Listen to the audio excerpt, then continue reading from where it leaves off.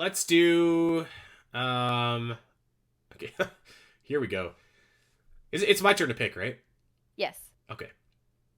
The Adventure of Link is up next, and I listened to three men that I like and I respect in the Tier 4 heroes. One of them is one of my best friends.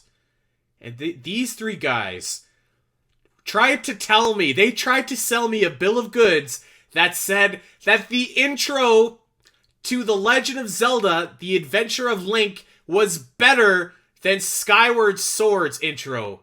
Oh my god. And I actually, you know how in airplanes they have those little vomit bags? I looked around and I was like, oh god, I'm gonna throw up. And I didn't have a vomit bag. So I lunged across my desk. I was listening to this at work. I lunged across my desk. I saw the blue bin where there was some paper, and I was like, "Ugh," and I hurled inside of it.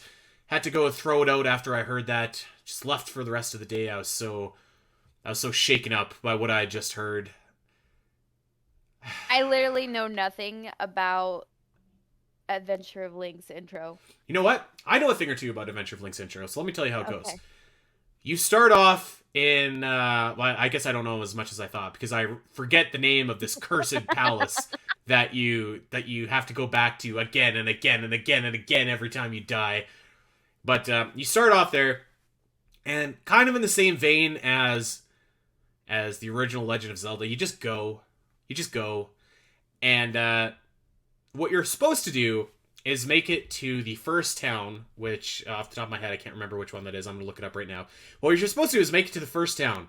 And in order to get there, you have to go through a tunnel, which is completely dark.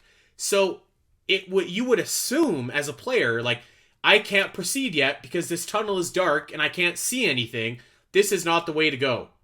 So then you wander around and wander around and wander around. You probably die a million times from all these random encounter enemies on the field. And then eventually, if you're feeling brave, you go back to that tunnel and you go through it. And then you finally get to Parappa Palace. And and Auraru Town is the first town. Thank you, Zelda Dungeon walkthrough, for helping me out there. But that's how you do it. That's the intro of the game. And I don't even know where the intro starts and stops, because, like, the intro to Adventure of Link is, like, so... Like, you're going to fight a bunch of enemies. You're probably going to die a couple times. You're probably going to be confused at where you need to go. I don't know. I would say getting to Parappa Palace is where I would say the intro stops. Even if you were to include Parappa Palace itself, I think that's like a... It's not an intro dungeon necessarily. It's like any other dungeon in the game. You find a candle in there, so that you can see in that tunnel that you already had to cross to get to the palace. So this is low. This is low. This is a D. This is bottom of the D's for me. I just find it. I'm trying to imagine it again, like you're playing it for the first time in Oh, whatever year it came out, and 1987, and just trying to play it for the first time and trying to figure out, like, what you're supposed to do, what the story is, the gist of things.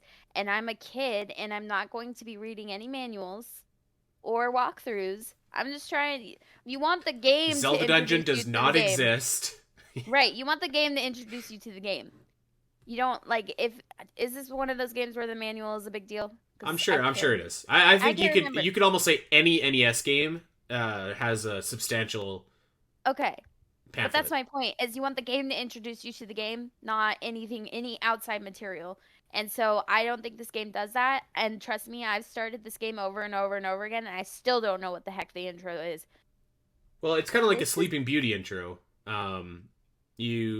Princess Zelda falls asleep. She's been cursed, and you gotta wake her up and okay. assemble the Triforce. I can't imagine that being anywhere near Skyward Sword, what Skyward Sword does It's for you. not. It's not. So And listen, I'm willing to give like complete leeway to the story element actually, because I feel like what you said I think is true for now, where like a game should tell you in the game the story, but I don't think that that was true back then. I think that limitations meant that like you had to get a lot of your story from the manual, and I think that's fine. But like the gameplay, the navigation. Hey, you know, hey. I'm gonna give this a low D as well. Okay, so it is the bottom of the D's. It is the D minus of the D's. Yeah.